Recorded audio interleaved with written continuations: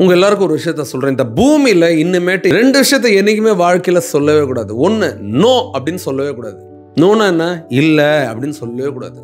எனக்கு இது எனக்கு வராது, நோ என்கிட்ட கொடுக்காதீங்க, ஏன்னா இது என்னால் செய்ய முடியாது. ஒன்று நோ சொல்லவே வேணாம். இன்னொன்று, என்னால் முடியலன்னு என்றைக்குமே சொல்லாத.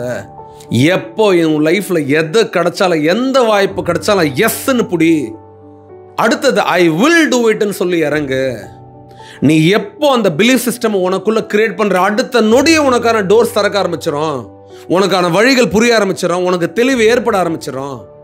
நிறைய நேரங்களில் யோசிச்சு பாருவோம், பாஸ்ட்ல நீ எங்கெங்கெல்லாம் கீழே விழுந்திருக்கியோ அப்பெல்லாம் நீ நோன்னு சொல்லிட்ட, வேணான்னு சொல்லிட்ட.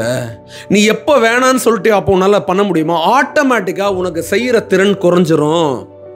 ரிசர்ச் என்ன சொல்லுது? எப்பப்பெல்லாம் உன் மைண்டு நோ அப்படின்னு சொல்லுதோ அடுத்த நிமிஷமே உன் பிரெயின் சொல்லணும் ஐ கேனாட்னு சொல்லிடும்.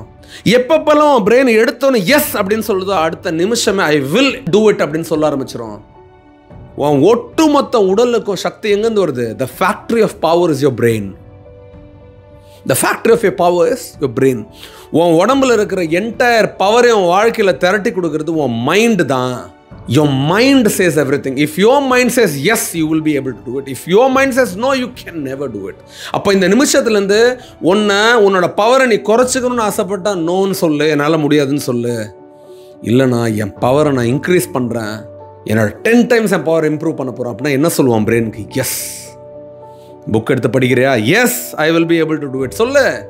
ஒரு புதுசாக ஒரு வேலைக்கு போயிருக்கேன், அங்கே போய் கலக்கணுமா, top person, yes I will be able to do இட்னு சொல்லு.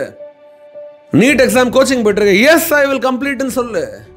உன் வார்த்தையில் எப்போ எஸ் கொண்டு வரையோ அப்போ தான் உன் மைண்டுக்கு அது புரியும், உன் வாழ்க்கை அதை கடைப்பிடிக்கும், நீ அச்சீவ் பண்ண ஆரம்பிச்சிருவ. வாயிலே வார்த்தை வர்றதுக்கு தில் அப்படின்னா என்றைக்குமே வாழ்க்கையில் சக்ஸஸ் வராது. அற்புதமான வாழ்க்கை அது.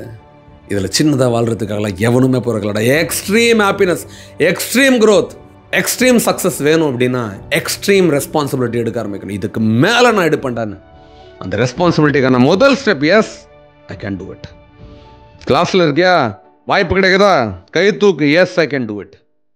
இதை ஸ்ட்ராங்காக நீ சொல்ல ஆரம்பிச்சா அங்கே போய் எப்படி பெர்ஃபார்ம் பண்ணணும்னு உங்களுக்கு தெரியாது, பண்ண ஆரம்பிச்சிருவேன். அண்ணன் சொல்கிறது தெளிவாக புரிஞ்சிருக்கும்னு நினைக்கிறேன். வாழ்க்கையில் ஜெயிக்கிறதுக்கு இது நிச்சயமாக கிடப்பி. நிறைய பேருக்கு இதை சொல்லு. Thank you so much.